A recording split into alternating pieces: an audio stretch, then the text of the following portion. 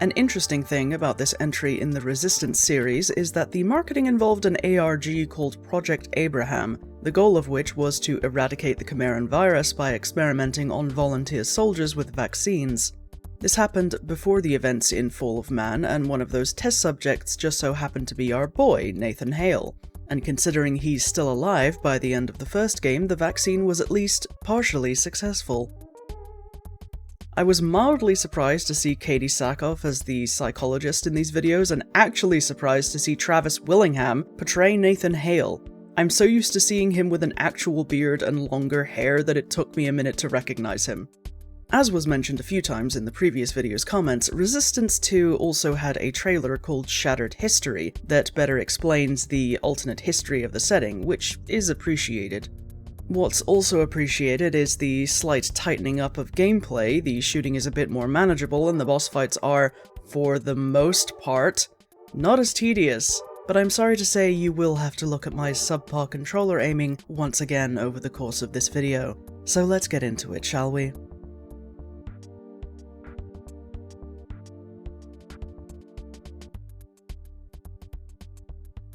If you enjoy this video, please don't forget to like and subscribe, and drop a comment telling me your experience with the game.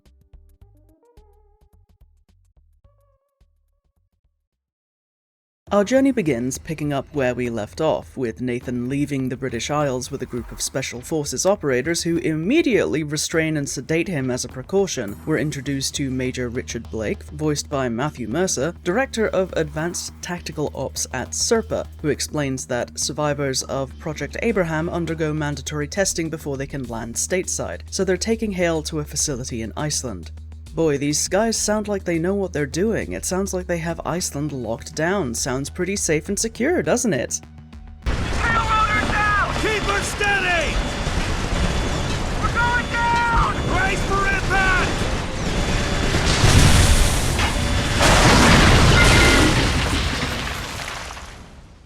Of course it isn't. Blake guides us through the war-torn facility grounds, introducing us to fun new toys like the explosive Magnum, and less fun facts like only being able to hold 2 guns at a time instead of having a weapon wheel, which I understand is more realistic, but have you considered you're a killjoy? Heading to the detention wing, we learn of a prisoner called Daedalus that Blake is intent on neutralizing before we evacuate, acquiring a kill code to get the job done from a Dr Malikov. Unfortunately for us, Daedalus is not super interested in joining Gods Recently Deleted just yet, and busts out of his chamber to give Nathan some cryptic bullshit. Back up! Back up! They are calling to us. Can you hear them? It is beautiful. This may be something akin to a problem. Now, throughout this section, we've occasionally taken shots at a Goliath attacking the base, and eventually bring it down by destroying its exhaust ports. If you recall from the previous game, Goliaths were an urgent threat due to their ability to launch spires and flood the area with crawlers. So why hasn't this one done that? Because unfortunately for us, the Chimera are always evolving, adapting, learning, better, faster, harder, stronger, and we're going to get very familiar with that fact later on. Fighting our way to the airfield, Hale and Blake evacuate alongside Dr Malikov on the last plane out, whereupon Blake explains that we're headed to another facility over in San Francisco, and once Malikov has run his tests on Hale, he'll be joining a group known as the Sentinels. What are the Sentinels? People just like Hale, other survivors of the Chimeran virus, who can utilize its benefits for the good of humanity. But this isn't without drawbacks, as each of them need to take inhibitors, drugs that slow down the infection's progress with strength levels ranging from 1 to 8. Cutting to 2 years later, we're shown Hale undergoing treatment where grade 7 inhibitors and blood transfusions aren't helping him. Malikov chooses to wake him up with adrenaline despite the risks posed by speeding up Hale's metabolic functions, arguing that nothing has gone as expected with Nathan and he's willing to roll the dice on things turning out fine. Once Hale is on his feet, Malikov warns him to come back for his inhibitor treatment and sends him on his way with a fellow soldier called Warner. He's part of our squad known as Team Echo, along with Hawthorne and Capelli, the last of which was seen in clips from the Project Abraham ARG. Heading down to Blake in TACCOM, it's apparent that things are rapidly spiraling out of control with Chimera breaching from multiple levels. Hale is sent to clean up the enemy presence and secure breach locations, not that it amounts to much as a gigantic aquatic strain known as a kraken rips through various doors and bulkheads to get at us. With the situation growing increasingly dire, Blake gives the order to abandon the station and tasks Hale with evacuating Dr. Malikov. On the way out, we grab the pulse cannon as our only effective weapon against the Kraken. Too bad we couldn't use anything against the Furies, smaller, horrifying mermaid-like chimera who function solely to make water dangerous and are immune to all forms of damage you can throw at them. Because why not? After giving the Kraken a few love taps with the cannon, we finally emerge to see just how bad things are.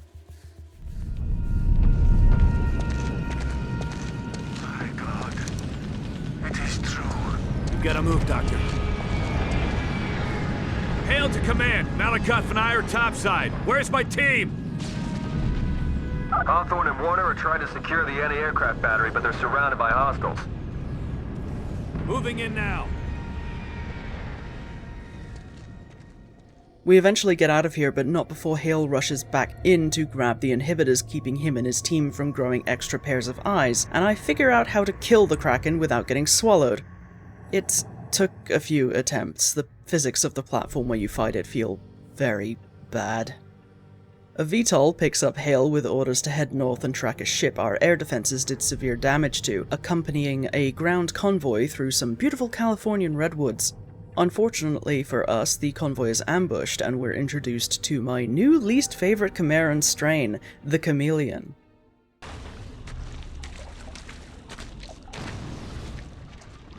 Sir, I was just scouting up ahead. You guys are going to believe what I did.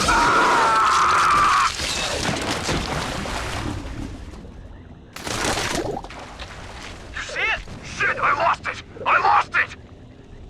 These things stay invisible until you're close enough for them to charge at you, at which point you have about 2 or 3 seconds to deal with it before it reaches you, because it is a one-hit kill if it does.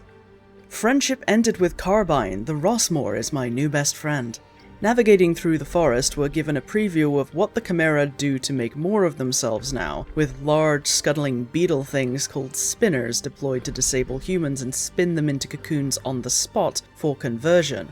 So instead of conversion centers consolidating the pre-Chimera population in one spot, clusters of developing strains can just be anywhere now. In the sewers, in cave systems, warehouses, farms, train tunnels, it's harder to cut them off at the source if there isn't one, so to speak. This change happened in large part because of the carrier strain getting wiped out in Resistance Retribution, one of the 2 spin-off titles set to languish on the PSP and PS Vita platforms, though you can play them on PS4 and 5 now through the PlayStation Store. Point is, the carriers were a vital part of the conversion process. They transported the comatose infected. Without the ability to transfer bodies, the Chimera had to adapt. Aren't we delighted? Moving on. Closing in on the damaged ship, we're briefly delayed by the introduction of a Hellfire turret, an automatic rapid-fire defensive emplacement. The only way to deal with them is flanking, because for some reason the Chimera designed these otherwise unbeatable murder turrets to have a limited range of motion, allowing someone to sneak around and just turn them off. Although I suppose that's better than your own turrets being able to swing around and murder you as it tries to mow down enemies. It's very funny when it happens though, you should have ducked. Making our way through many angry Chimera, we hijack a small vessel to board the main ship with enough C4 to bring it down for good. We also search for intel while there, and Hale discovers that the Chimeran fleet is heading for the defense perimeter. What is the defense perimeter? A region comprising most of the southern United States with a border defended by heavy-duty artillery towers. Out of multiple war plans, this was the one calculated to result in a stalemate, which, considering how others have fared against the Chimera, is a significantly better outcome if those inside the perimeter get to live relatively normal lives. For everyone else outside the perimeter, it's hell on earth, and we get to hear about that through various broadcasts on radios here and there, hosted by an increasingly drunk and traumatized Henry Stilman. This is Henry Stilman.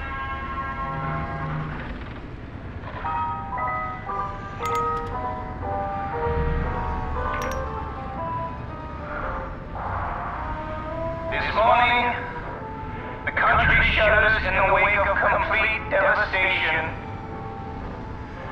As I look outside my window, I see nothing but the cold still that follows death around like a lost child.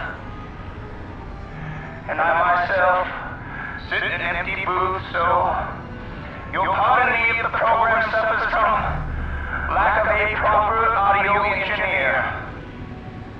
There are bodies scattered about the streets beneath me, former friends and neighbors now lying in stone drains, limbs twisted in ways I can't begin to describe. And just yesterday, they were very much alive, being herded like sheep into military vehicles, driven by armed men in black masks. And my wife, my Beverly, was amongst those who made the last one out. And as her truck turned down 30th, I watched as these beasts overtook them. They overturned the truck and chased them down, snatching them and pulling them in and wrapping them in these cocoons.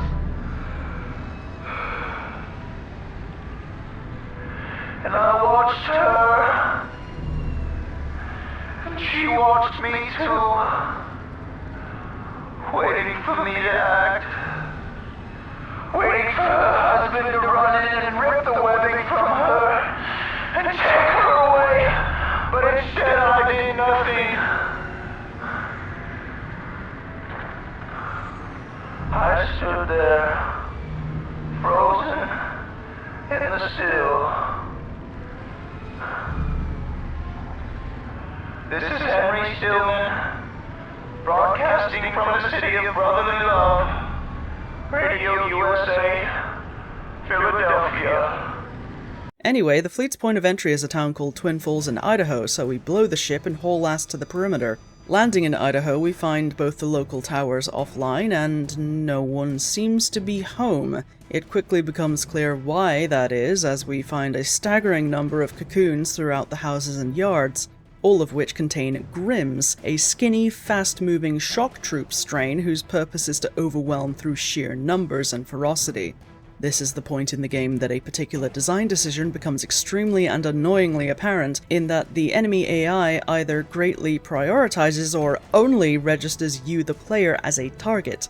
You have Warner by your side when the Grims start hatching. Cool, they're going to swerve around him to get to you like a river parting around a rock, like they realize the game will end if they kill you.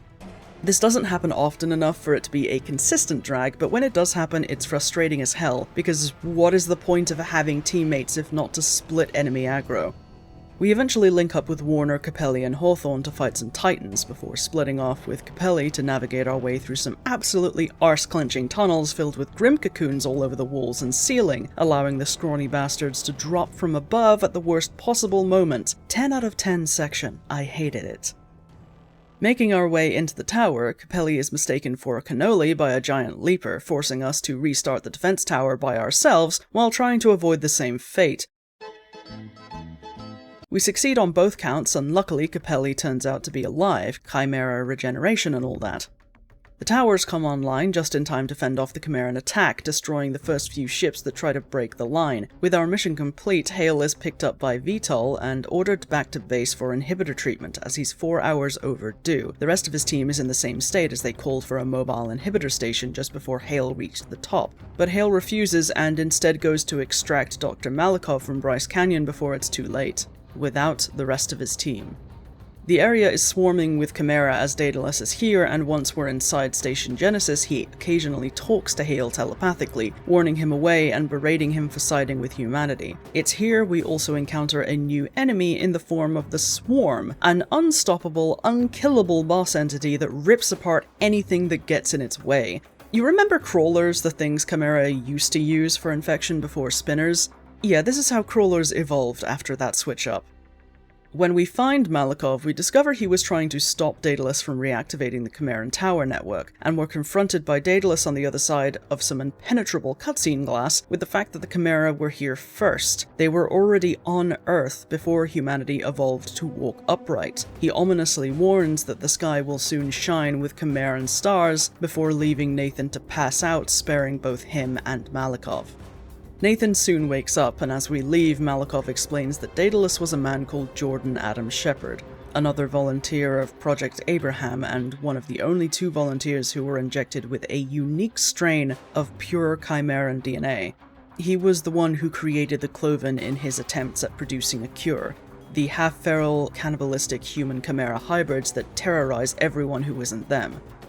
Letting Malikov live, he believes, is revenge for the creature Shepard has become, to reap what was sown when the Chimera achieved victory over humanity because of Daedalus.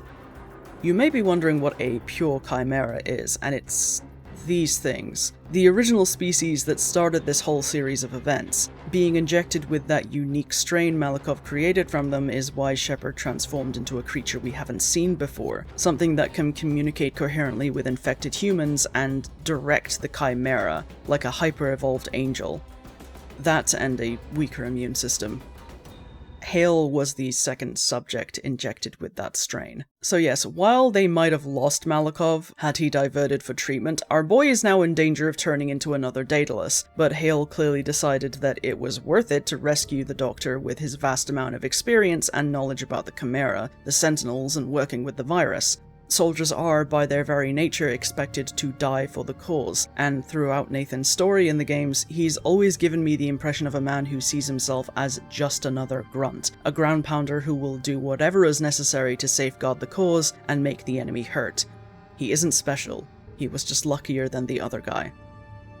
Malikov insists that we need to get to a Chimeran tower in Chicago before Daedalus can activate it, something he believes Daedalus won't expect us to do because it's deep in enemy territory, and after an arse-clenching boss fight with the Swarm where we lure it into an electric field 3 times with only a hair's breadth of distance between us and it, we finally emerge into the surface for an airlift.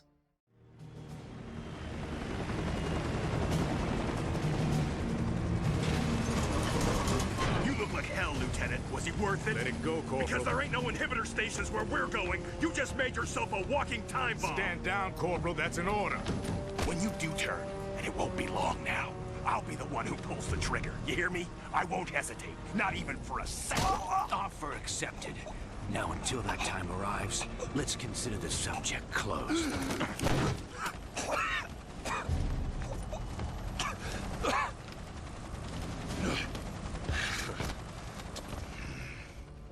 I don't really understand why Capelli is so eager to express his desire to shoot Nathan dead. He is so unnecessarily aggro about it, and for what? I do understand it, he has anger management issues, but it's one thing to be angry, and another thing to come across like shooting your commanding officer is something you've privately fantasized about for years. What ultimately happens does make a nice contrast with this moment at least. I guess I just assumed that they had more cohesion due to being in the same squad. That being said, if we pay attention while exploring the levels, some of the information we can find in intel documents reveals that this behavior is part of a pattern. Capelli has chafed under leadership multiple times, struggles to control his rage, and at one point was found bleeding with self-inflicted wounds in a catatonic state, only to flip out and attack the physicians who tried to treat him. This disordered behavior is attributed to inhibitor use, and while that could be the case considering some of the rare and wild side effects medicine can have, I believe it's more likely that he does have some manner of psychological issue going on, even if the writers didn't intend it. If a character shows personality quirks and patterns of behavior that resemble symptoms of something, people can and do draw the conclusion that said character does indeed have the condition that they recognize. That doesn't mean Capelli is broken or weak-minded or just needs to man up, it just means that quite bluntly the wires in his brain are organized differently.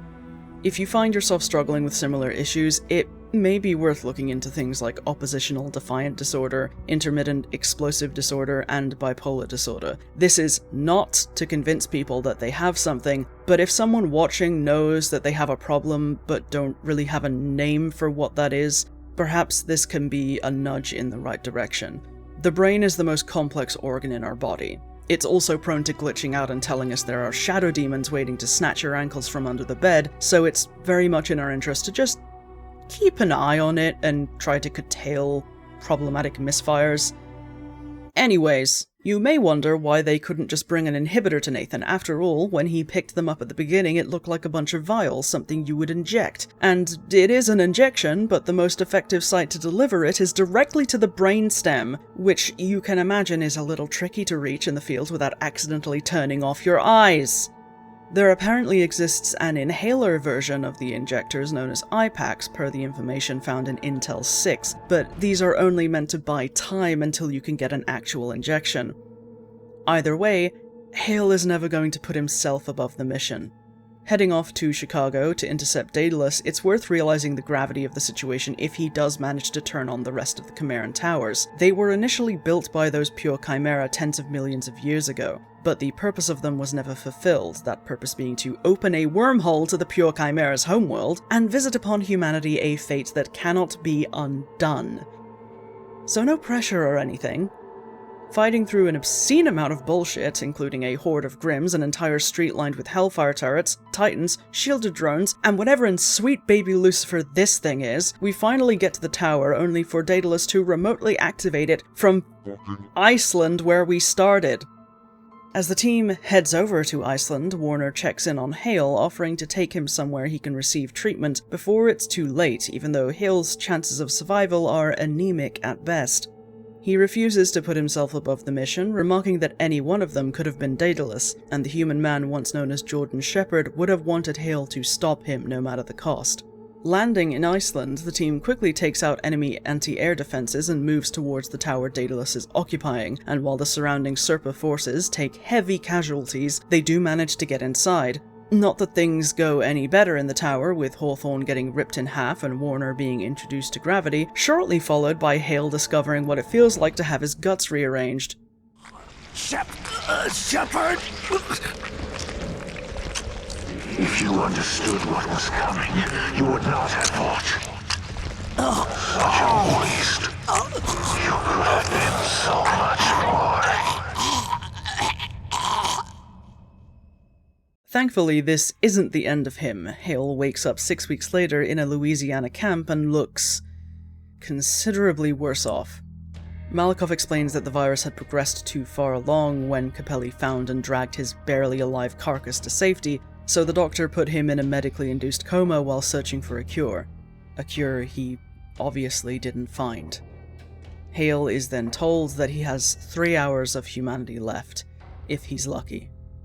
Outside he talks to Capelli, who informs us that after Iceland, the Chimeran fleet destroyed Serpa bases from coast to coast, unearthing previously unknown towers and annihilated the Liberty defense perimeter, leading to the deaths of 80 million people. All that's left is 3 million starving refugees in Baton Rouge. Now the fleet is hovering over the Chicxulub crater in Mexico, and no one knows why. When asked by Capelli if he's going to make his last hours count, Hale of course answers by putting the mission first. I would linger on this tragedy more if it wasn't immediately followed by the most frustrating section of the game, this fucking house in the swamp. I don't understand why I had so much goddamn trouble with it, but I kept dying over and over, largely because the enemies would just rush me for the pleasure of shooting me point blank in the face. I hated it. But after putting down a very large alien dog, we link up with Major Blake, whose mission was to deliver a fission bomb to the Chimera as a nice little going-away present. Only he may have gone missing. Regardless, Hale and Capelli quickly regain custody of the bomb by tracking down its energy signature and link back up with Blake. Transporting the bomb to a Chimeran staging area where we can steal a ship, Hale briefly falls to his knees in pain as he hears Daedalus speaking to him, prompting Capelli to pull a gun on him. Fortunately, Hale insists he's fine and gets back to his feet, though time is clearly not on his side.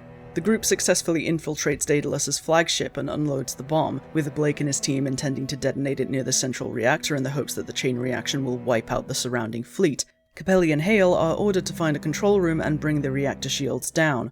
You'll be shocked to learn that this doesn't go according to plan, as Blake's team is overwhelmed and killed by the Chimera, who then try to dump the bomb if not for Capelli using the control room to guide Hale towards it. Managing to intercept the bomb before the Chimera can get rid of it, Hale confronts and battles Daedalus within the reactor core, eventually killing him.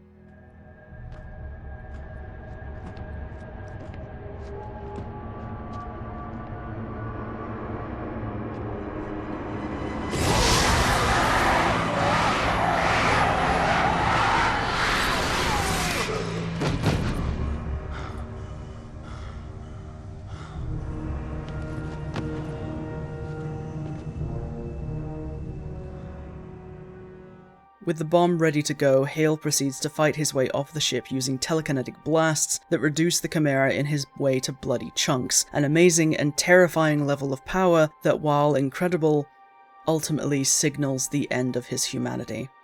He reaches the shuttle Capelli is holding for him, and they both get away just in time to avoid being immediately vaporized. However, the electromagnetic wave from the explosion disables their ship and sends it crashing back down to Earth, knocking Capelli out in the process.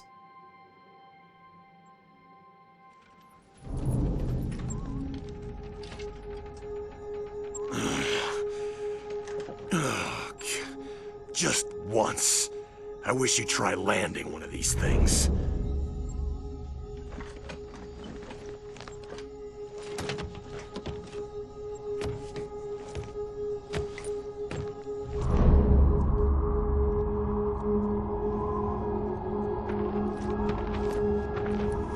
Hale?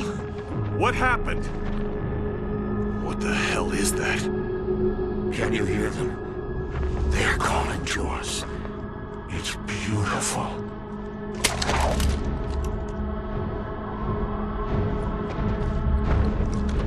Stay back.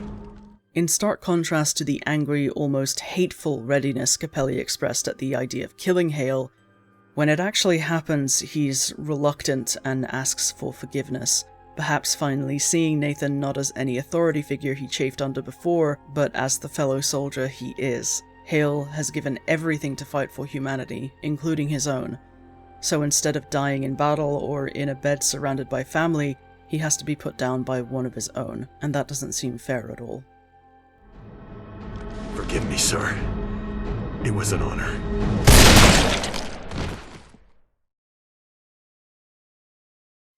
And with that, we are done with our coverage of Resistance 2. I will say, despite my misgivings about certain sections and design decisions, I still enjoyed this quite a bit. It expanded on the lore and answered a bunch of questions I had from the previous game, which is what a good sequel should do. And with the opening of the wormhole to the Pure Chimera homeworld, I'm very curious how Resistance 3 handles this turn of events. I'm especially curious if we ever learn what exactly drove the Chimera away from Earth all those millions of years ago, because intel documents suggest that they were at war with another species, and the conclusion of that war, at least on Earth, is what actually created the Chicxulub crater.